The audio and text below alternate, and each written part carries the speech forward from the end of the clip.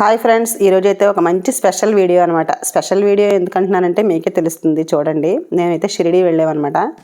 షిరిడీ కంటే ముందు నేను షిరిడీ వెళ్ళే ముందు కెమెరా తీసుకున్నాను అనమాట. మంచిది, ఎప్పుడైనా ఈ మధ్యన రెసిపీస్ అవి కూడా కెమెరాలో చేద్దామని చెప్పి స్టార్ట్ చేద్దామని ట్రై చేద్దామని ఫస్ట్ టైం వీడియో అయితే షిరిడీలో తీయాలని అనుకున్నాను అనమాట. అందుకే ఈవేళ మన కెమెరాతోటి వీడియో అంతా కూడా మన షిరిడీలో ప్రోగ్రామ్స్ అన్నీ కూడా నేను కొంచెం మనకి కన్వీనియంట్గా ఉన్నవన్నీ నేను వీడియో తీసి పెట్టేశాను అనమాట. మొన్న ఈ మధ్యన అయితే షిరిడీ వెళ్ళాము. పల్లకి యాత్ర చూద్దామని చెప్పి మేము ప్రత్యేకంగా గురువారం నాడే వెళ్ళామన్నమాట. గురువారం సాయంత్రం హైదరాబాద్ నుంచి షిరిడీ వెళ్ళాము. నైటు బాబాగారిని ఒకసారి దర్శనం చేసేసుకుని పల్లకీకి అయితే మేము రెడీ అయిపోయాము. పల్లకి కళ్ళారా చూడాలని ఉంటుందండి, చాలా బాగుంటుంది. చాలామందికి ఇష్టం కూడా. ఎంత బాగుంటుందంటే మనం ప్రత్యక్షంగా చూడాలన్నమాట అండి. అది మేము ప్రతి గురువారం టీవీలో చూస్తాము, కానీ అక్కడ ప్రత్యక్షంగా షిరిడీలో చూద్దామని చెప్పి ఆ రోజు అయితే వెళ్ళాము. మీకు కూడా చూపించేస్తున్నాను చూడండి. పల్లకి యాత్ర చాలా బాగుంటుంది. ఇది దగ్గరగా చూడాలంటే ఒక 2-3 గంటల ముందే మనం అక్కడ రెడీగా ఉండాలన్నమాట చూడడానికి. లేదంటే కొంచెం దూరంగా ఉండి చూడాల్సి వస్తుంది. బాగా జనం ఎక్కువగా ఉంటారు. ఈ పల్లకి యాత్ర గురించి బాబా చరిత్ర చదివితే బాగా తెలుస్తుంది అనమాట. అంతకంటే ముందు బాబాగారు నడిచి వెళ్తూ ఉండేవారు. పల్లకి కూడా వెళ్ళేవారు, అంతే. పల్లకి ఎప్పుడు ఎక్కలేదట, అందులో చరిత్రలో ఉంటుంది. అక్కడ బాబాగారు వెళ్ళేటప్పుడే ద్వారకామాయి దాటిన వెంటనే ఇలా హనుమాన్జీ టెంపుల్ ఉంటుంది. ఆంజనేయ స్వామి గుడి ఎదురుకుండా ఒకసారి నిలబడి అలా చూసి వెళ్తూ ఉంటారట. సేమ్ అలాగే పల్లకి కూడా అక్కడ ఆపుతారనమాట. మేము అటు సైడే ఉన్నాం అనమాట. బాగా క్లియర్గా కనబడింది పల్లకి అయితే. చాలా హ్యాపీగా ఉంది. ఇంకా కొన్ని అయితే నేను మన కెమెరాతో అన్నీ కూడా క్లిక్ చేసేసాము. అంతా కూడా కెమెరాతో తీసిన వీడియో. ఫస్ట్ టైం షిరిడీలో తీయాలని అనుకున్నాను, అలాగే జరిగిందనమాట. చూడండి, ఒకసారి మీరు కూడా దర్శనం చేసుకోండి బాబాగారిని. అలా ద్వారకామాయి నుంచి ఒకసారి మధ్యలో ఆగి అలా ఆంజనేయ స్వామిని చూసిన తర్వాత చావడి వెళ్తారు. అక్కడ మళ్ళీ చావడిలో కూడా పూజ అది చేసి సేమ్ బాబాగారు ఉన్నప్పుడు ఎలా చేసేవారో అలాగే పల్లకి యాత్ర జరుగుతుంది. ఎప్పుడు కూడా మేము టీవీలో చూస్తూ ఉంటాం ప్రతి గురువారం. ఈవేళ అయితే ప్రత్యక్షంగా ఇలా ఎదురుకుండా చూడడం చాలా అంటే చాలా ఆనందంగా ఉంది. మనకి బాబాగారి నుంచి పిలుపు వస్తే కానీ మనకి ఇలా పల్లకి యాత్ర అది చూడడానికి కుదరదనమాట. చాలా అదృష్టం ఉండాలి. అలాగే బాబాగారి చిన్న విగ్రహం కూడా తీసుకున్నాము. అక్కడ షిరిడీలో హారతులు ఊరేగింపులు కూడా అయిపోయాయి మా బాబాగారికి. లాస్ట్ వరకు చూడండి, మీకు కూడా ఇందులో నేను వీడియోలో చూపించాను. ఆ విగ్రహాన్ని చూసి అందరూ కూడా బాబాగారిని దండం పెట్టుకుంటూనే ఉన్నారు దారి పొడవునా కూడా. అక్కడ వీడియో తీయడం కుదరలేదనమాట. అందుకని ఇంకా బాబాగారికి వీడియో తీయలేదు మేము.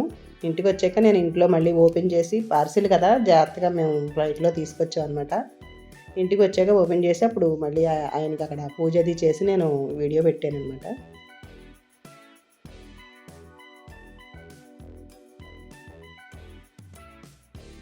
పల్లకి యాత్ర అయిపోయిన తర్వాత గుడి కూడా ఇంకా లోపలికి వెళ్ళడానికి ఉంటుంది దర్శనానికి. హారతి అయిపోయాక గుడి తలుపులు అయితే వేసేస్తారు. మళ్ళీ తెల్లవారుజామున తీస్తారనమాట, తెల్లవారుజామున కాకడ హారతికి. ఇలాగా మేమైతే బయట ద్వారకామాయి అన్నీ కూడా ఒకసారి అలా బయట నుంచి అలా చూసుకుంటూ వచ్చేసాము. మళ్ళీ తెల్లవారుజామున హారతికి తీసుకున్నాము. తెల్లవారుజామున హారతి అలాగే మధ్యాహ్న హారతి 2 హారతులు చూద్దామని మేము వెళ్ళామన్నమాట. అయితే రాత్రి ఇలా ఉంటుందన్నమాట. చూడండి, ద్వారకామాయి చూపిస్తున్నాను. అక్కడి నుంచి చూస్తే గాలి గోపురం కనపడుతుంది. బాబాగారి పైన గోపురం ఉంటుంది కదా, ఆయన కూర్చున్న చోట బంగారు గోపురం అనమాట, అలా కనపడుతూ ఉంటుంది. నైట్ టైం అయితే ఇలా లైటింగ్లో చాలా బాగుంది చూడడానికి. ఇవన్నీ కొత్తగా కట్టారు, మేము ఇవన్నీ కట్టిన తర్వాత వెళ్ళలేదు, అందుకే అన్నీ కూడా వీడియో తీసుకుంటున్నాము. చిన్న పార్క్ కింద అలాగే పల్లకి అన్నీ కట్టారనమాట. మళ్ళీ మేము రాత్రి రూమ్కి వచ్చేసి కొద్దిసేపు తర్వాత మళ్ళీ తెల్లవారుజామున కాకడ హారతికి వెంటనే తయారై వెళ్ళాము. చాలా ప్రశాంతంగా ఉంటుందండి తెల్లవారుజామున హారతి అంటే. చాలా బాగుంటుంది, ఒకసారి చూడాల్సిందే హారతి అయితే. హారతి అయిపోయిన తర్వాత బయటకు వచ్చేసి ప్రసాదాలు అవి తీసుకుని అలాగే బాబాగారి విగ్రహం తీసుకున్నాం అనమాట. ఇక్కడ తెచ్చుకోవడానికి రాజమండ్రిలో ఉంది నాకు పెద్ద విగ్రహం బాబాగారిది. నేను ప్రతి గురువారం పూజ చేస్తూ ఉంటాను. డైలీ మామూలుగా పూజ చేస్తాను, గురువారం కొంచెం ప్రత్యేకంగా పూజ చేస్తూ ఉంటాం బాబాగారికి. నాకు బాగా అలవాటు. ఇక్కడ ఛత్తీస్గఢ్లో లేదని చెప్పి నేను మళ్ళీ ఒక చిన్న బాబాగారిని అక్కడి నుంచి తెచ్చుకున్నాను అనమాట, షిరిడీ నుంచి. ఆ తీసుకున్న బాబాగారిని అయితే మధ్యాహ్న హారతికి వెళ్ళాం కదా, హారతికి వెళ్ళినప్పుడు లోపలికి తీసుకెళ్ళి అక్కడ మధ్యాహ్న హారతి అంతా చూపించాక తీసుకొచ్చామన్నమాట అండి. చాలా హ్యాపీ అనిపించింది. షిరిడీ వెళ్ళామంటే చాలా ప్రశాంతంగా ఉంటుంది ఎందుకో మరి మాకే కదండి, చాలామందికి అలాగే ఉంటుంది. ఎంతసేపు నడిచినా కాళ్ళు నొప్పులు కూడా రావాలా, చూసే కొద్దీ చూడాలనిపిస్తూ ఉంటుంది. బాబాగారి నడిచిన ప్రదేశం కదండి, అక్కడ ఉన్న ప్రదేశం కదా, అందుకనో ఏంటో మరి చాలా బాగుంటుంది. ఇంక అన్నీ మర్చిపోతాం అనమాట అక్కడ ఉన్న కాసేపు కూడా. చాలా హ్యాపీగా అనిపిస్తుంది.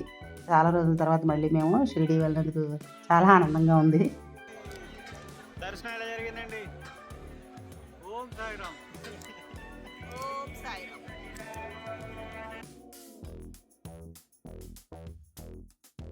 అలా హ్యాపీగా ఇంటికి తిరిగి వచ్చేసిన తర్వాత ఇదిగోండి బాబా గారిని చూపిస్తున్నాను చూడండి. మా ఇంటికి తీసుకొచ్చాను ఇక్కడికి ఛత్తీస్గఢ్లో. ఈవేళ స్నానం చేయించి, గురువారం కదా, మొన్న గురువారం నాడు స్నానం చేయించి ఇలాగ సాలువా అది అన్నీ కొన్నాను బాబా గారికి.